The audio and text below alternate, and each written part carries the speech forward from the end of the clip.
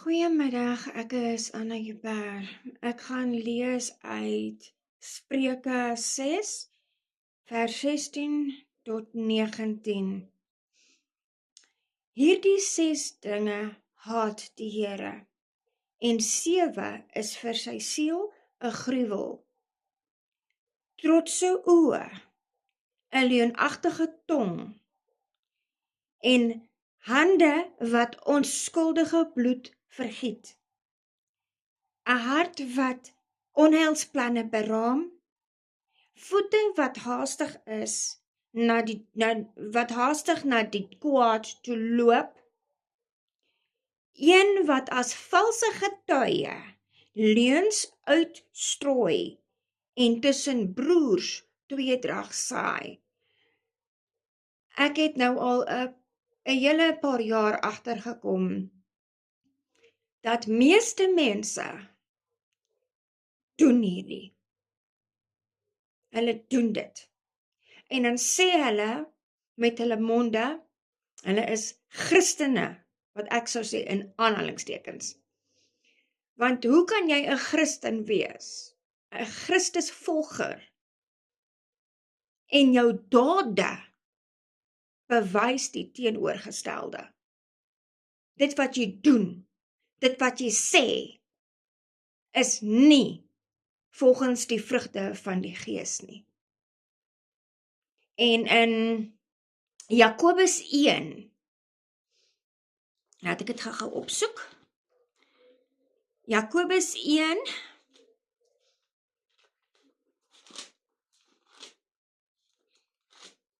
ek is nou daar.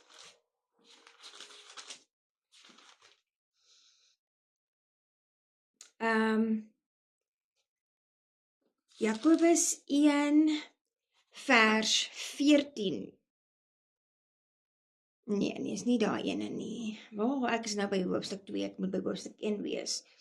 Hierso, Jakobus 1 vanaf vers 19 sê, so dan, my geliefde broeders, elke mens moet gou wees om te hoor, stadig om te praat, stadig om toornig te word, met ander woorde, stadig om kwaad te word, want die toorn van 'n man bewerk nie die geregtigheid voor Jahweh nie.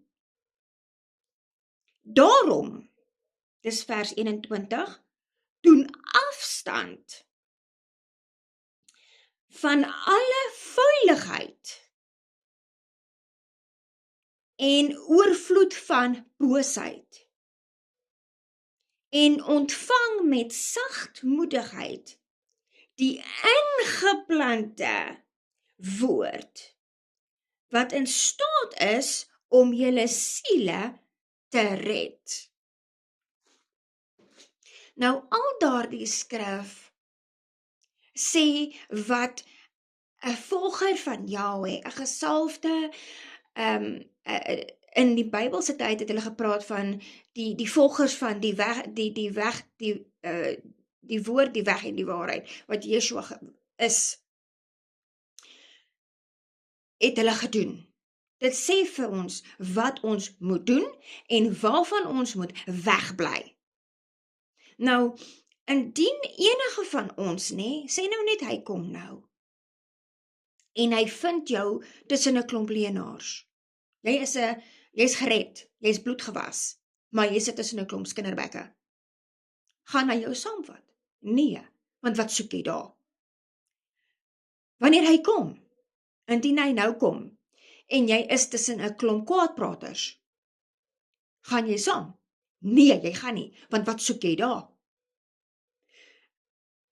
As jy voor die TV sit en na die een seepie na die ander kyk, in plaas van om jou Bybel te lees, bietjie na te dink oor wat jy al reeds gelees het in die Bybel tot nou toe, wanneer die een of ander versie miskien oppop in jou gedagtes, gaan jy saamgaan? Nee, want jy is nie besig met sy woord nie. Gaan jy saamgaan wanneer jy oneenigheid veroorsaak tussen mense? Nee, jy gaan nie. Want jy is besig om onenigheid te veroorsaak tussen mense. You are busy dividing the brothers and sisters. Daar is so baie sondes wat ons as mensdom as normaal beskou. Wat volgens die woord is, sê, nee, jy mag dit nie doen nie. Ons as mense is veronderstel om te sorg dat ons elke dag leef asof dit ons laaste dag op aarde is. Want ons weet nie wat môre gaan gebeur nie. Ons weet nie of ons môre nog gaan leef nie, bygesê. Waarmee gaan hy ons besig vind? Met die dinge van die wêreld? Die werke van die vlees? Wat in Galasiërs opgeskryf staan? Ek dink dit is Galasiërs 6 of Galasiërs 5. Of gaan hy ons besig vind met die vrugte van die Gees wat in dieselfde hoofstuk opgeskryf staan. Plus nog hierdie ander dinge wat hy vir ons gee in Jakobus, die boek van Jakobus, die boek van Openbaring. Openbaring 22 sê ook wat mense nie moet doen nie. Hulle sal, as hulle met daai dinge gevind word, gaan hulle nie net die poorte van hierdie nuwe Jerusalem binne gaan nie. Waarmee gaan Yahweh? Yahweh in Afrikaans. En natuurlik die name wat hulle in die Bybel al hoe lank al ingesit het, wat nie veronderstel is om eers daar te wees nie. God, Here. Waarmee gaan hy die mense wat met hulle monde sê hulle dien hom besig vind? Waarmee gaan hy besig vind? Sy veronderstel om geredde, sy veronderstel om gesalfdes, sy veronderstel om bloedgewaste, sy veronderstel is om bekeerde, sy veronderstel is om gedoopte, sy veronderstel is om te volg op enige manier, soos wat die Bybel voorstel. Waarmee gaan hy ons besig vind? Dinge van die wêreld? Of dinge van die Gees? Want jy kan nie in die Gees groei, tensy jy sy woord lees, en verstaan, en doen nie. Jy kan nie.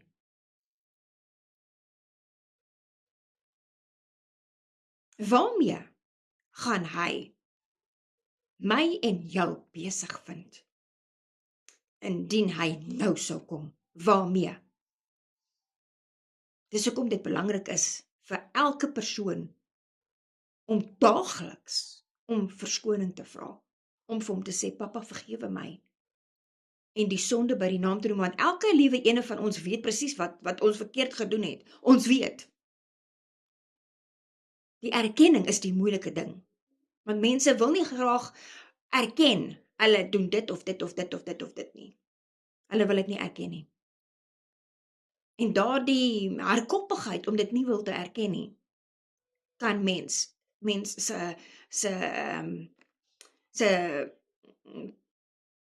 spot, sê maar in Engels, spot, in die hemel kos.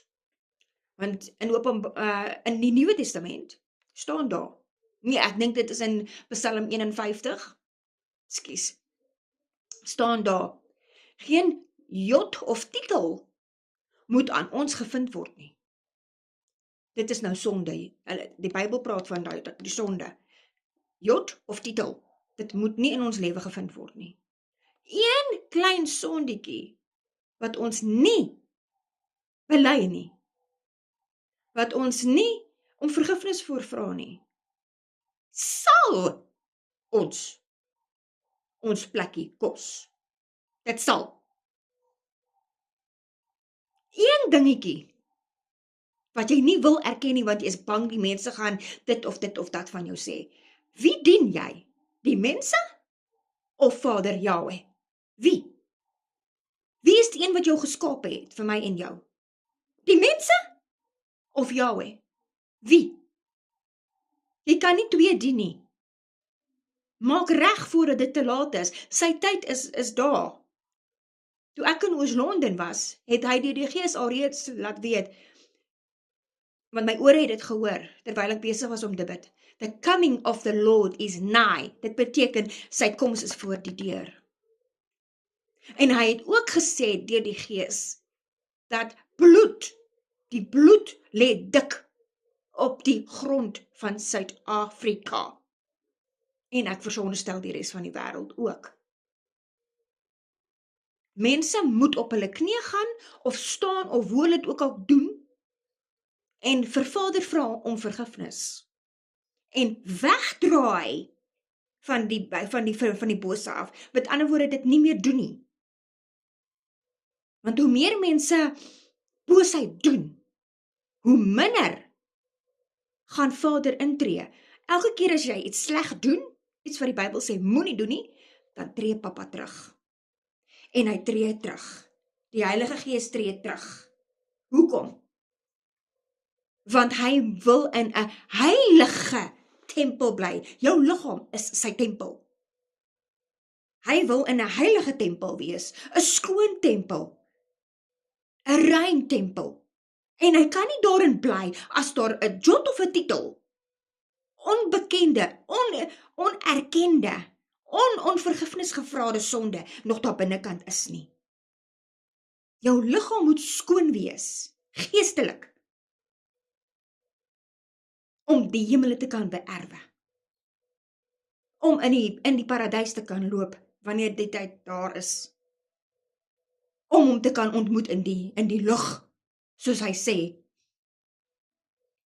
Toe sy disippels hom op daai berg, ek kan nie die berg se naam onthou nie, toe sy disippels saam met hom gegaan het om te gaan, om as 'n backup, toe hy gaan bid het hulle vir Moses en Elia saam met hom gesien in verheerlikte klere. En nadat hy opgevaar het, het die engel vir hulle gesê, waarom kyk julle na die hemel? Hy is nie meer daar nie. Soos hy gegaan het, so kom hy terug. Met ander woorde, ons gaan hom fisies sien. Die mense in Israel, in Jerusalem, gaan hom eers te sien. Kom. En dan die res van die wêreld. Hulle gaan hom eers te sien.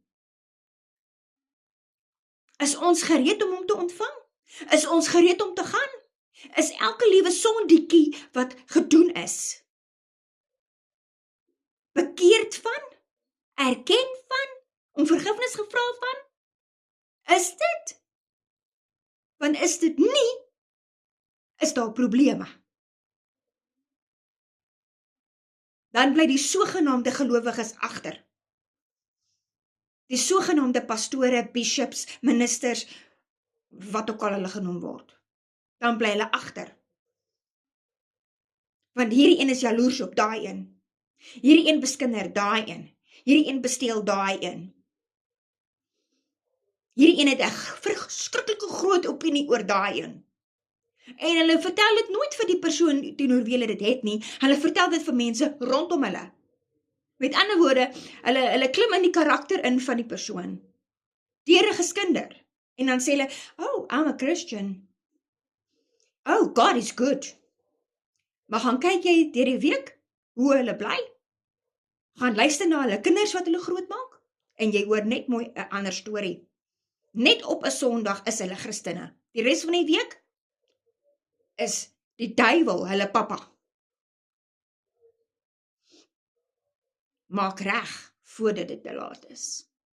Voordat genade en grace weggevat word. Want grace, die venster van grace gaan toegemaak word.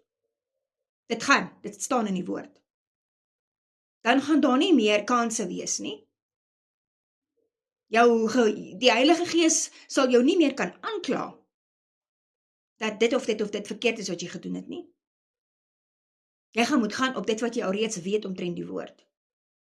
Indien jy geluister het, indien jy geleer het, indien jy gelees het. Weer kom dit neer op keuse. Ons kan kies. Ons is nog gelukkig. Ons kan kies of ons wil reg doen en of ons wil verkeerd doen. Dis ons keuse. Papa forceer niemand nie. Hy is nie soos die bose wat slinkse plannetjies uitwerk om mense te laat sy dinge doen nie. Pappa laat mense hulle eie keuse maak.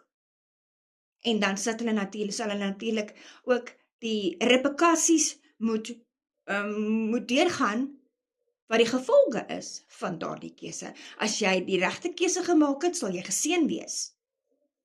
As jy die verkeerde keuse gemaak het, gaan jy probleme optel. Want vir elke keuse is daar 'n reaksie. Wees geseënd en maak seker jou lewe is reg met hom te alle tye.